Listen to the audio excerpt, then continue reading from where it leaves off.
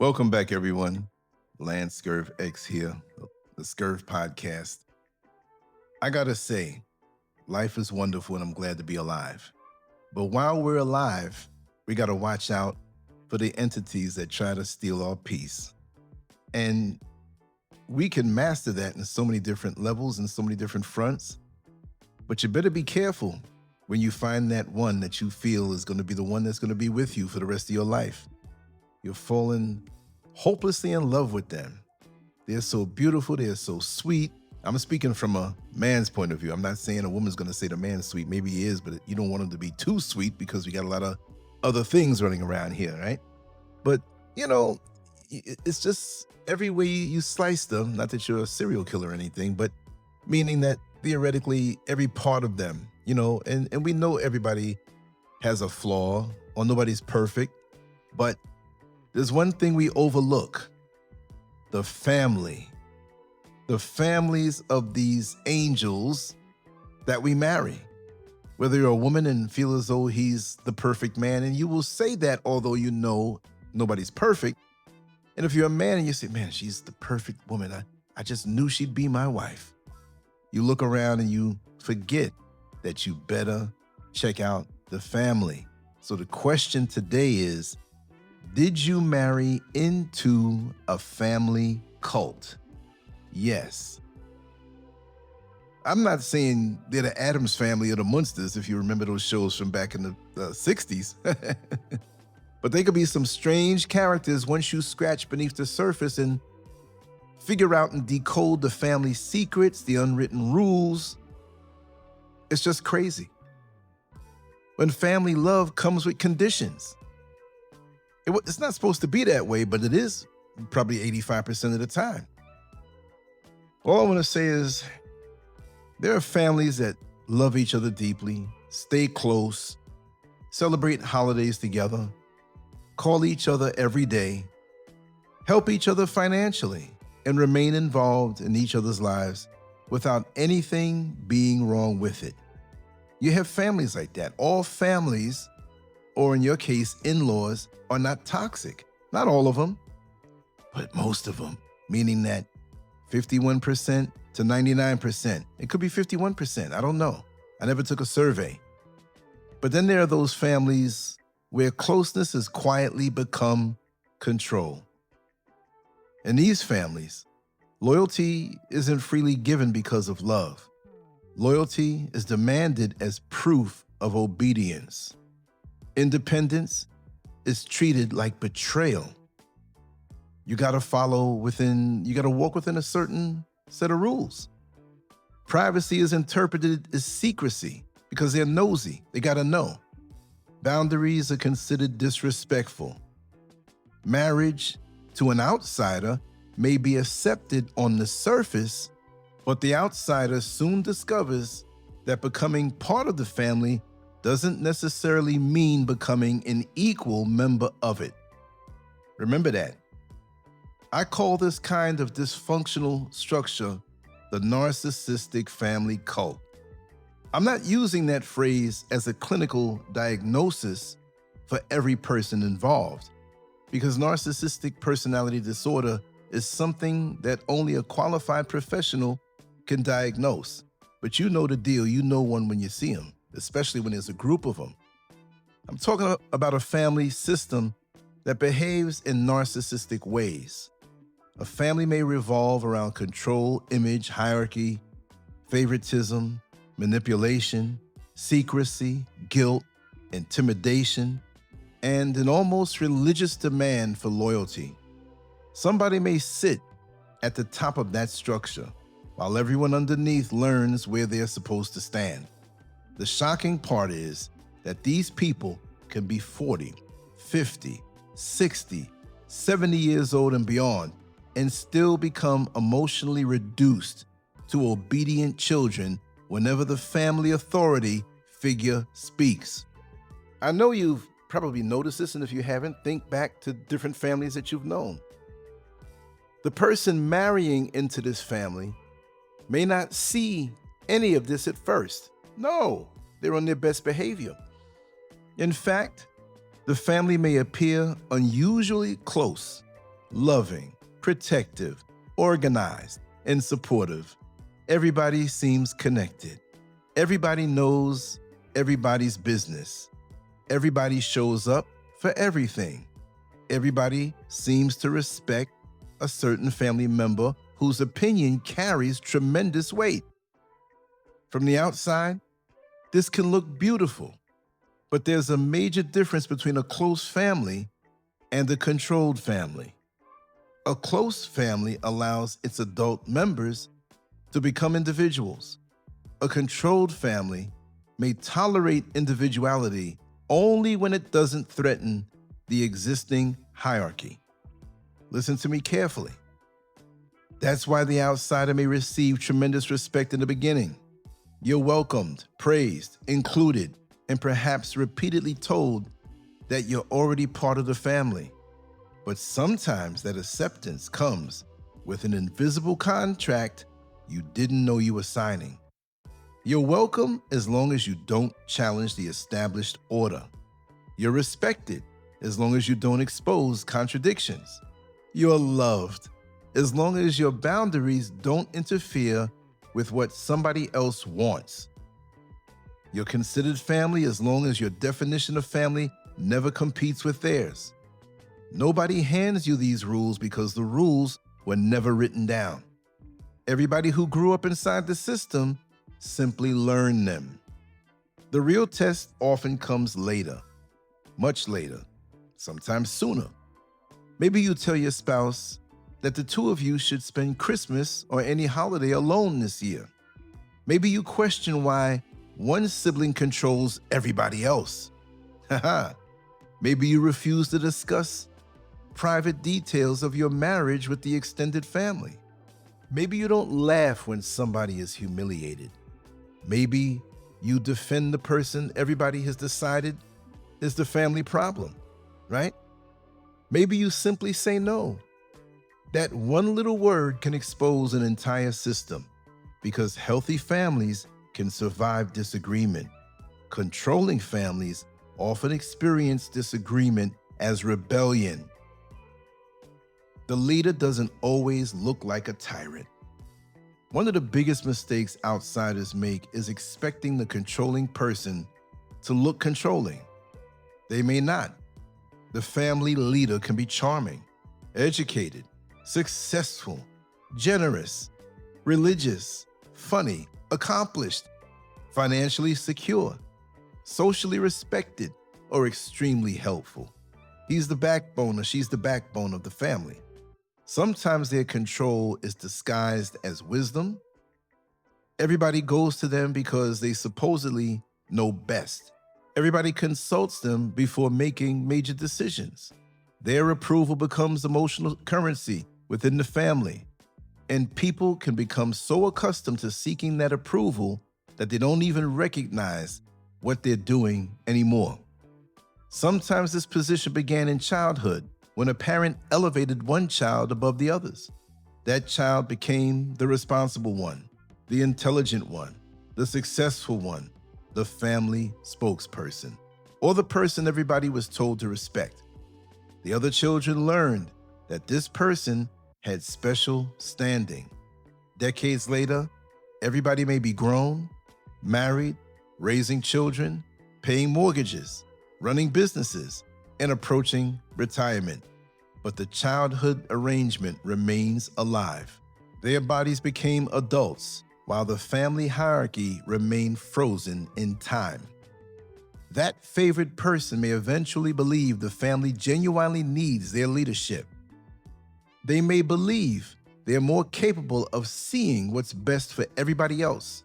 Meanwhile, the other family members may become so accustomed to seeking that person's approval that they don't realize how much authority they've surrendered. This doesn't always happen through shouting or threats. Sometimes the control is much more sophisticated because people have been conditioned for so long that nobody needs to tell them what will happen if they step outside their assigned position. It's getting juicy, isn't it? The leader doesn't necessarily announce, "I'm in charge." That would make the control too obvious. Instead, Everybody simply knows who must be consulted. Everybody knows whose anger must be avoided. Everybody knows whose opinion will eventually become the family opinion. Everybody knows who can criticize others without consequence and who cannot criticize that person without creating a crisis. Everybody knows which subjects are safe and which subjects can cause the entire room to become uncomfortable. That's where the power lives. Real control doesn't always need to announce itself because the most effective control has already been installed inside the minds of the people being controlled. When adults begin policing themselves because they already know what the family leader would think, the leader doesn't need to be physically present anymore. The hierarchy travels with them. Those family meetings always has a verdict. In a healthy family, disagreement can remain disagreement. Two adults can see something differently without turning it into a war. One person can make a decision another person dislikes without automatically becoming disloyal. In a narcissistic family system, disagreement may become a loyalty test because the issue isn't simply what was said. The issue becomes whether somebody had the nerve to challenge the established order. The leader may appear to invite everybody's opinion. Everyone is allowed to speak until somebody says something the leader doesn't want to hear. Suddenly, the atmosphere changes. The dissenter is interrupted, corrected, laughed at, dismissed, accused of misunderstanding the situation, or treated as though their opinion proves something is wrong with them. Nobody has to openly announce that disagreement isn't allowed because everybody can see what happens to the person who disagrees. Toxic, sick family, isn't it, right? That's how people learn to stay quiet. After enough years of this conditioning, nobody needs to be openly threatened anymore. Everybody already understands the consequences. They censor themselves before speaking. They study the leader's face. They measure the mood of the room. They know which subjects are dangerous. They know which family member can never be criticized. They know which version of history must be repeated. And eventually, silence becomes an automatic survival response. Everybody appears to agree because disagreement has become too expensive. What looks like unity from the outside may actually be fear of rejection on the inside. When everybody has learned that peace only exists when one particular person gets their way, what the family calls peace may simply be obedience with a pleasant face placed over it. See, the family needs a hero, but it may also need a villain. Don't let that be you. Many dysfunctional family systems have roles. There may be the golden child, the fixer, the peacemaker, the family historian, the dependent one, the invisible one, the successful one, the problem child, and the scapegoat. Usually, when you marry into a family like this, you become the scapegoat. These roles can remain in place for decades because once the family decides who everybody is supposed to be, changing that identity can threaten the entire structure. The scapegoat is especially important because somebody has to carry the blame for what the family refuses to confront. Whenever tension rises, the family already knows where to place it. Whenever something uncomfortable happens, there's already somebody whose personality can supposedly explain everything. This allows everybody else to avoid looking at the larger pattern because one convenient person has been assigned responsibility for the dysfunction. The scapegoat may actually be one of the healthiest people in the system. Sometimes they're simply the person who started asking questions. They stopped accepting humiliation. They moved away. They married somebody the family couldn't control. They stopped revealing private information. They refused to participate in gossip. They challenged the favorite child. Oh, that's a big no-no. They told the truth about something everybody else wanted to bury. They may not be perfect because nobody is, but Imperfection isn't the same thing as deserving to carry the entire family's dysfunction. You might be blamed for stuff that happened 20 years before you even came into the picture. That borders on mental illness. Suddenly, that person becomes difficult. Listen carefully when entering a family where one person is blamed for everything. Don't automatically believe the family's version. Ask yourself why grown adults are still obsessed with convincing you that one particular relative is terrible. Sometimes the so-called black sheep is simply the person who escaped the fence. And sometimes the family needs to dislike that person because talking to them independently might expose another side of the story. And they don't want you to talk to them, right? They'll tell people, don't talk to them, but they'll tell you their side of what they feel you should be thinking or knowing. I understand. I've experienced it in life. Yes, I have. What you may notice before the wedding. The warning signs are often visible before marriage, but love can make them easy to overlook. One sign is excessive family involvement in decisions that should belong to the couple. Your partner may feel obligated to report nearly everything to the family. Arguments between the two of you may somehow become family knowledge. Financial decisions may require outside approval. Vacation plans may need to accommodate relatives who weren't invited. Holidays may already belong to the family before you and your partner have even discussed what you want. None of these things alone proves the family is dysfunctional, but repeated patterns deserve attention. Another warning sign is guilt whenever your partner chooses you over the family. Pay attention if ordinary adult independence produces emotional punishment. A parent or sibling may become cold because your partner spent a holiday with you. Somebody may make sarcastic comments about how you've changed them. You may hear jokes about how you're taking them away from the family. These statements may sound playful, but repeated jokes sometimes reveal serious expectations underneath the humor. Watch how the family handles the word no, because that may tell you more than anything else. Healthy people can be disappointed by a boundary without punishing the person who established it. Controlling people often interpret boundaries as rejection. They may demand explanations, create guilt, become distant, recruit other relatives, or suddenly question your character because you made one decision they couldn't control. Also, watch how information travels. This is one of my favorites. If you tell one family member something private and suddenly everybody knows, pay attention. If every disagreement becomes a group discussion, pay attention. If family members regularly call each other to analyze somebody who isn't present, pay attention. Today they're discussing somebody else, but tomorrow they may be discussing you. The outsider who participates in family gossip during the honeymoon period may eventually discover that the same machine works perfectly well without them in the room. Most importantly, watch your future spouse. Can this person disagree with the family without collapsing into guilt? Can they tell a parent no? Can they make a decision without calling a sibling for approval? Can they protect your privacy? Can they disagree with the family leader publicly? Can they defend you when you're not in the room?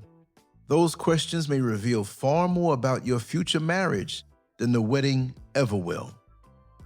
The outsider often becomes a problem when they begin seeing the system clearly. At first, you may believe everybody is simply close. Then you start noticing patterns. Why does everybody become nervous when one particular person is angry? Why does everybody change plans because one person disapproves? Why are adults asking permission instead of simply informing relatives of their decisions? Why are certain people constantly excused while others are constantly blamed? Eventually, you may see something, and that can be the moment everything changes. The family may not respond to the substance of what you said. Instead, they may attack your right to say it. Suddenly, the question isn't whether your observation was correct. The question becomes who gave you the authority to question something everybody else has accepted for decades. That's an extremely revealing response because when truth becomes less important than rank, you're dealing with hierarchy. Understand that. You may have believed you were discussing behavior, while the family believes you're challenging authority. You're trying to resolve a problem, while they're trying to restore old order. That difference explains why conversations that should be simple can become unbelievably complicated. Your spouse may be caught between two worlds. This is where the situation becomes painful because you didn't marry the entire family. You married one person. But if that person has never psychologically separated from the family system, the family may effectively be sitting inside your marriage. Every disagreement can suddenly involve invisible voices from childhood telling your spouse what they're supposed to do, who they're supposed to please, and what will happen if they disappoint the family. Your spouse may love you sincerely and still be terrified of disappointing their relatives. They may understand your concerns privately but refuse to support you publicly. They may agree with you at home and change their position after talking to the family. This creates a marriage with invisible extra participants because decisions that appear to involve two people are really being influenced by an entire emotional system. The couple cannot develop a healthy adult identity if every major decision requires emotional permission from the extended family. Marriage requires two adults to build something that belongs to them. Extended family can remain important, loved, respected, and involved, but there has to be a boundary around the marriage.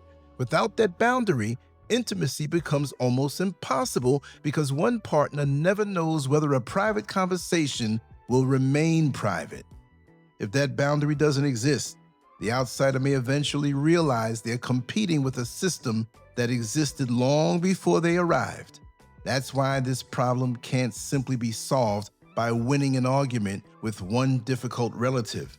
The deeper question is whether the spouse is emotionally capable of becoming an independent adult while still maintaining healthy relationships with the people they love. The family may try to make you the problem.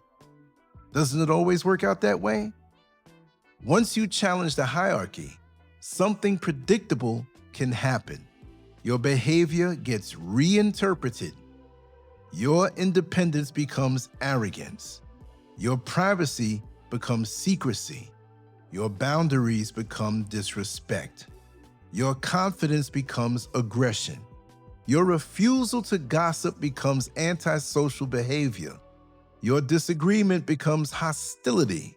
And your willingness to obey becomes proof that you never liked the family in the first place. This is where outsiders often make a major mistake because they begin trying harder to prove that they're good people. They explain themselves, send long messages, arrange meetings, apologize for things they didn't do, carefully explain their intentions, and believe that if everybody could just understand their side, peace would return. They continue investing energy into correcting an image of themselves that somebody else benefits from maintaining. But sometimes misunderstanding isn't the real problem.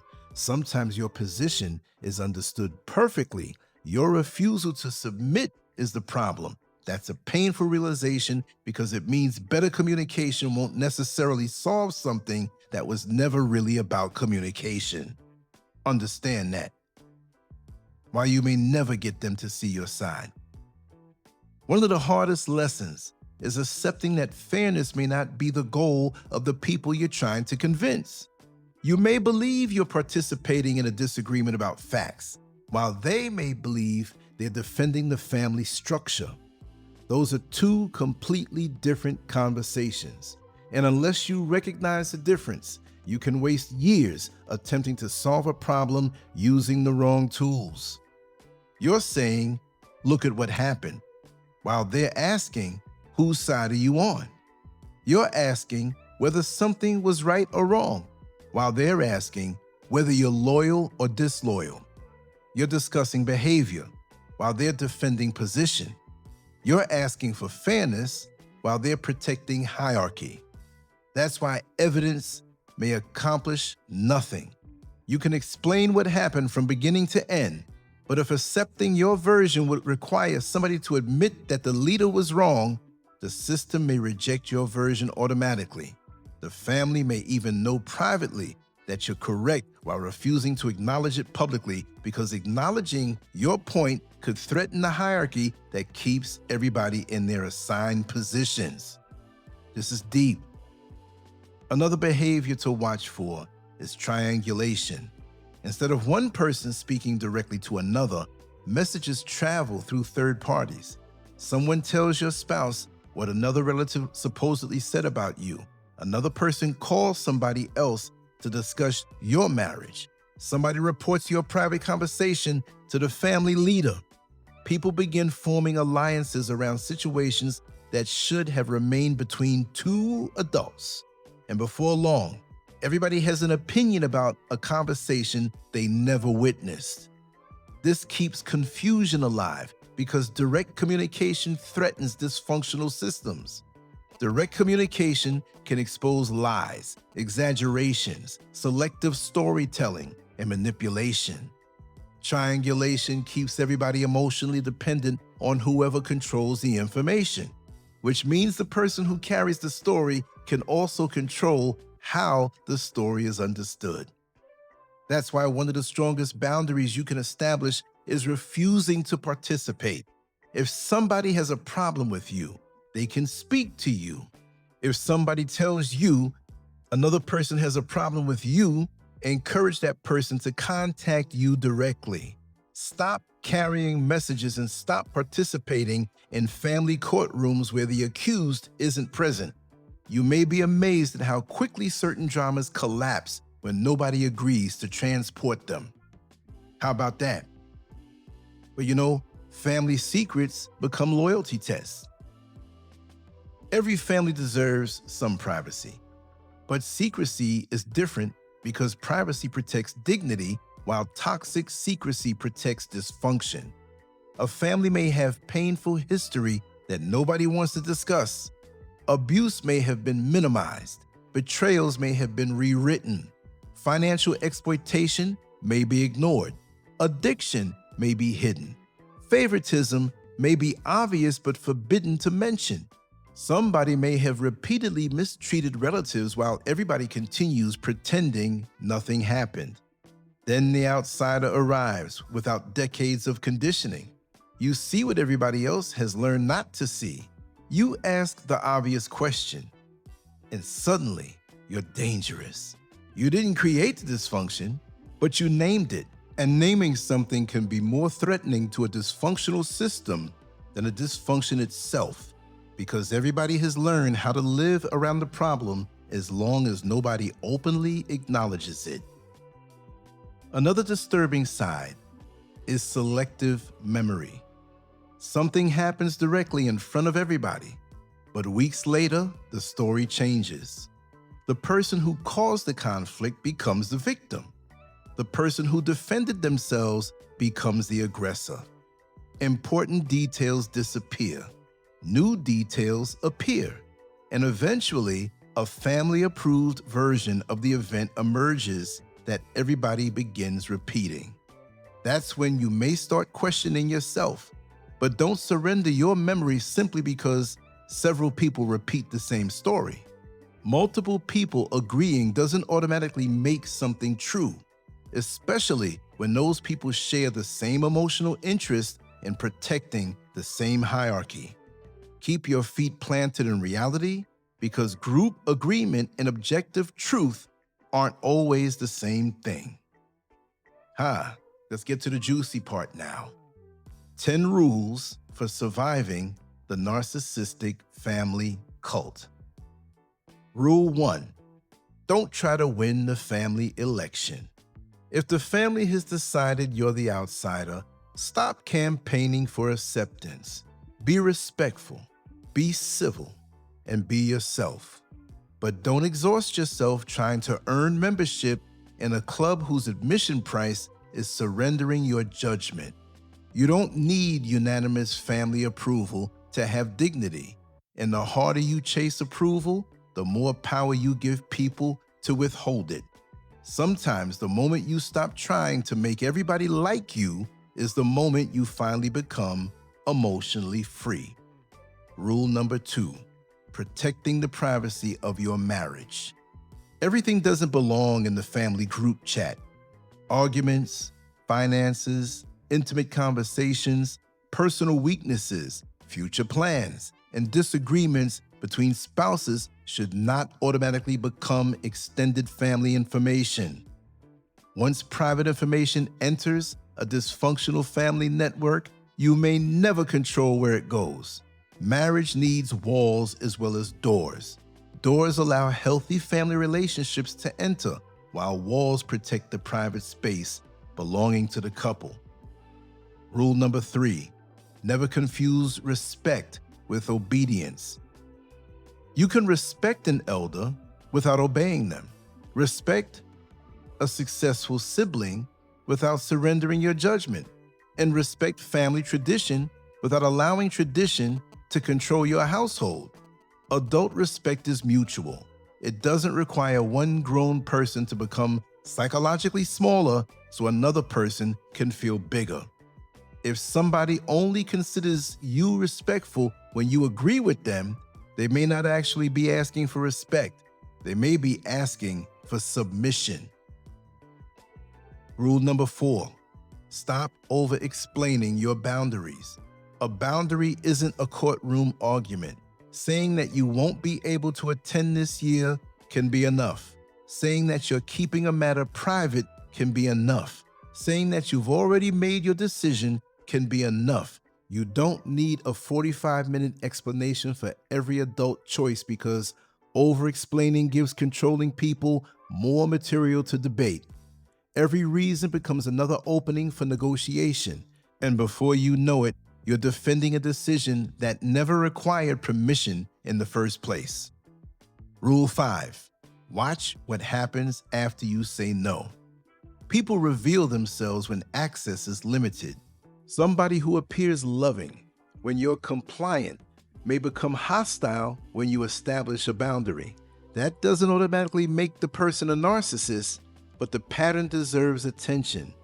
Ask yourself whether disagreement produces discussion or punishment, whether saying no produces disappointment or character assassination, and whether privacy produces respect or interrogation. The reaction to your boundary often tells you exactly why the boundary was necessary. Rule 6, don't argue with the family's version of you forever. Once a dysfunctional group has assigned you a role, every action may be interpreted through that role. If you speak, you're aggressive. If you stay quiet, you're arrogant. If you attend the gathering, you're fake. If you don't attend, you hate the family. Do you see the trap?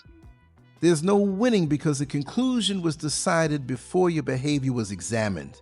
Stop performing for people committed to misunderstanding you because eventually your need to correct their opinion can become another form of emotional captivity.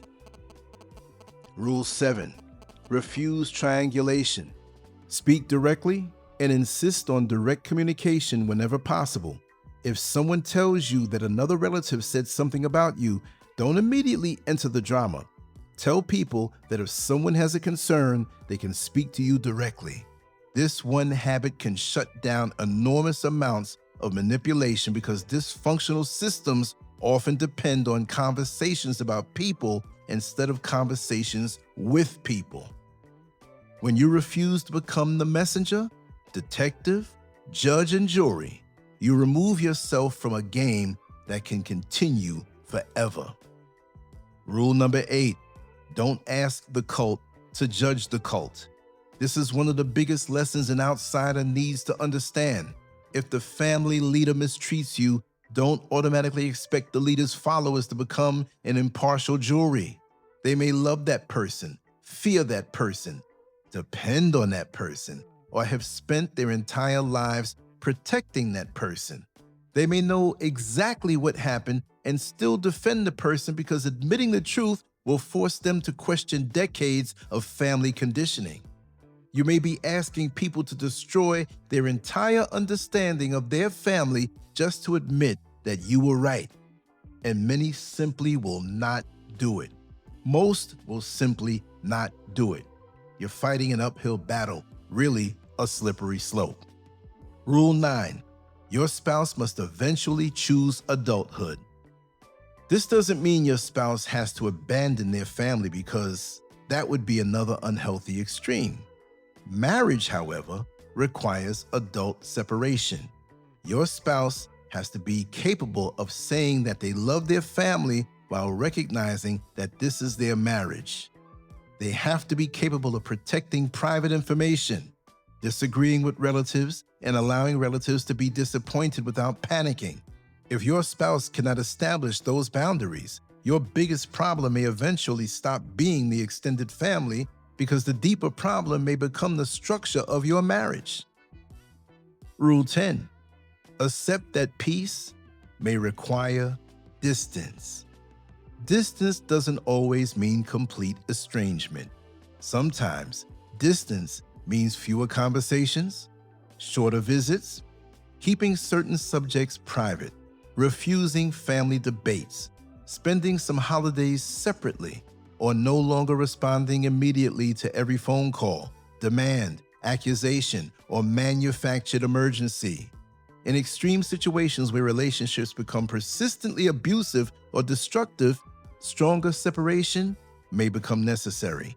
Peace sometimes begins when access is no longer unlimited because boundaries aren't punishment. Boundaries determine what kind of behavior is allowed to enter your life. The most dangerous person may be the one who thinks for themselves.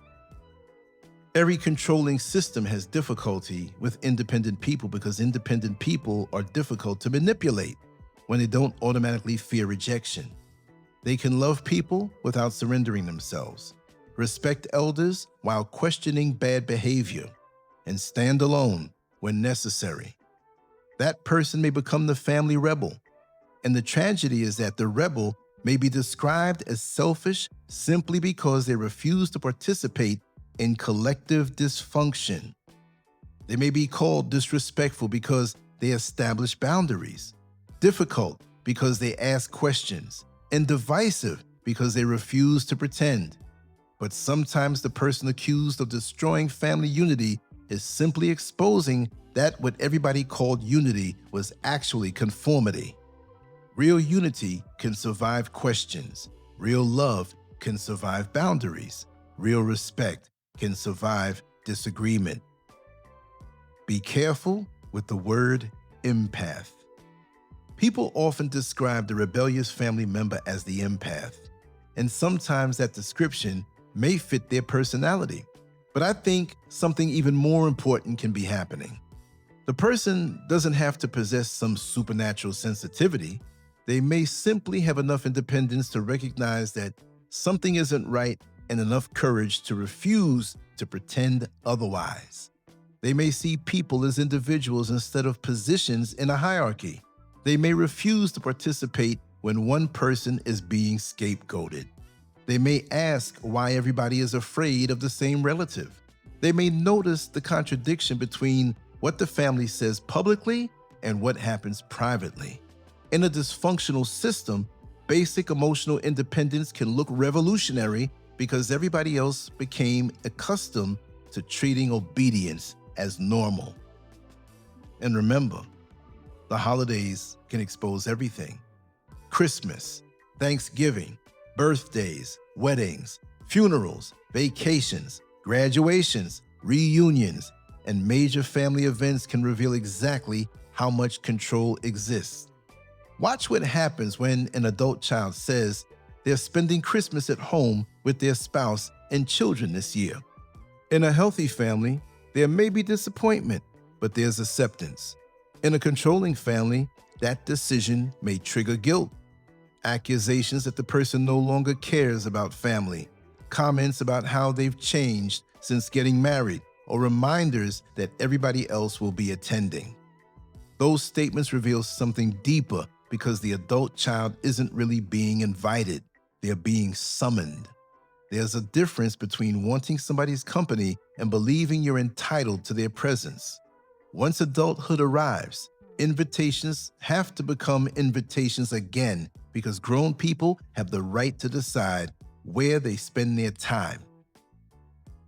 Sometimes, the outsider is blamed for changes that were actually inevitable.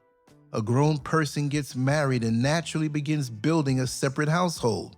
Priorities change, traditions evolve, time becomes divided differently, and decisions that once involved parents and siblings now involve a spouse. That's adulthood, but a controlling family may interpret healthy separations as theft. The spouse becomes accused of taking someone away, and the outsider becomes the villain because the family member is finally saying no. Sometimes the spouse isn't controlling that person at all. Sometimes marriage simply gave that person enough emotional support to discover their own voice, and that can terrify a family system built on obedience because the person everybody believed would always remain in position has suddenly discovered that they can move. Don't let them turn you into somebody you're not. This is where you have to protect yourself. When people repeatedly misrepresent you, there's a temptation to become consumed with correcting the record. But you cannot spend your entire life defending yourself against every story somebody chooses to tell. Live your life. Protect your marriage if the marriage can be protected. Maintain your boundaries, speak truthfully, and keep your dignity.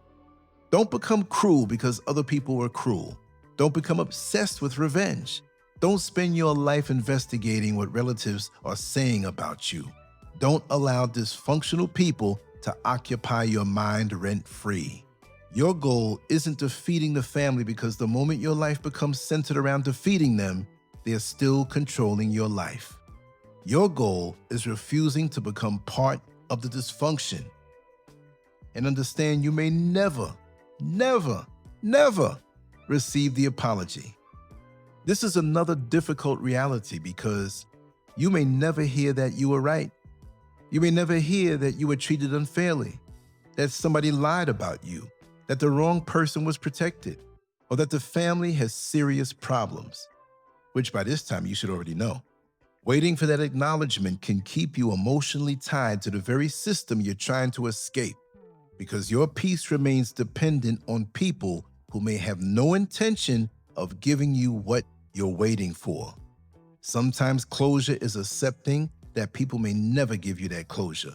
You know what happened, your spouse may know what happened, the people involved may secretly know what happened.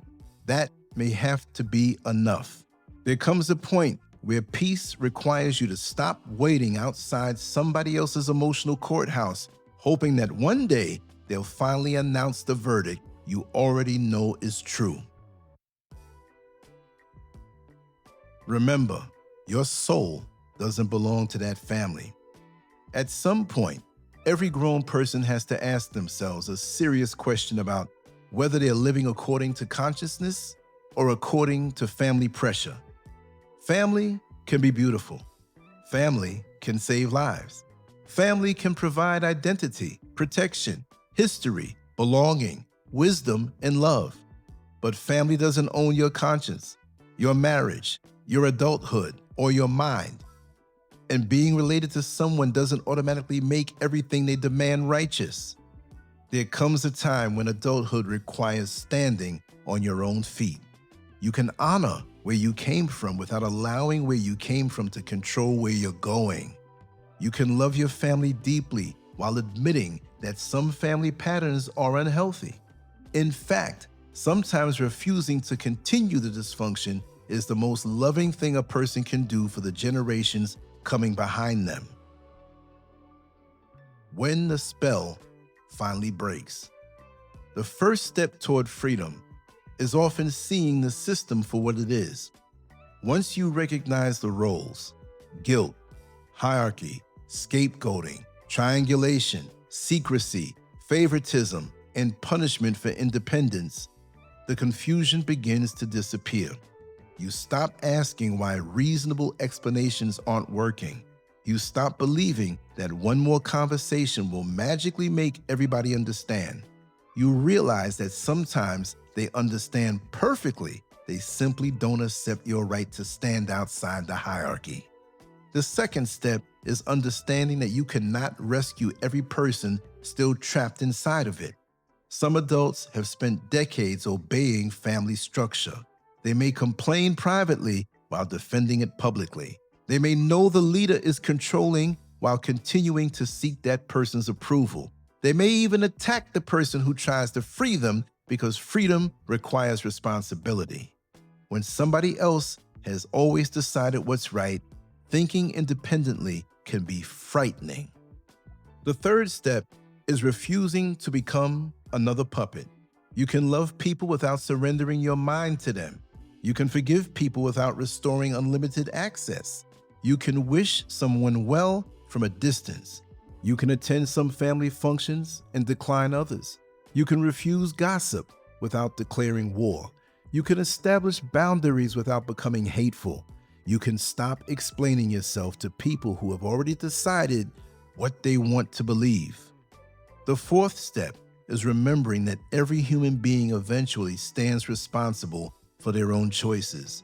We enter this world as individuals, and eventually we leave it as individuals. You cannot blame a family leader forever for decisions you willingly continued making as a grown adult.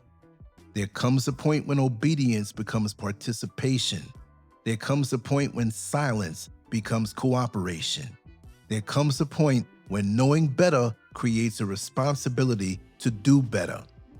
Finally, if you're marrying into a family like this, understand what you're seeing before you convince yourself that love will automatically fix it.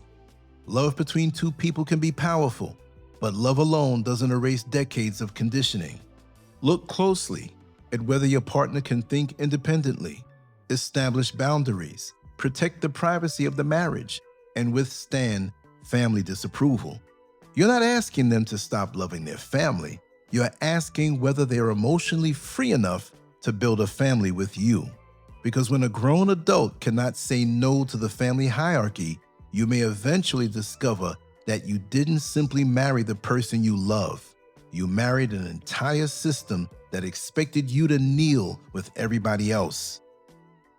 Much love to you on either decision that you've made. But I spoke it real. I've seen situations like this, and I've actually experienced things personally in fragments. And you know what? Make a decision now so you don't regret it later on. It's your life. Like I said, you came here as an individual, you will leave here as an individual. So you as an individual are responsible for loving yourself, taking care of yourself, and not submitting yourself to a dysfunctional, toxic, narcissistic family cult. They've been around for decades before you came into it. They'll be around generation after generation unless somebody stops the dysfunction. And it's not for you to step in to do that.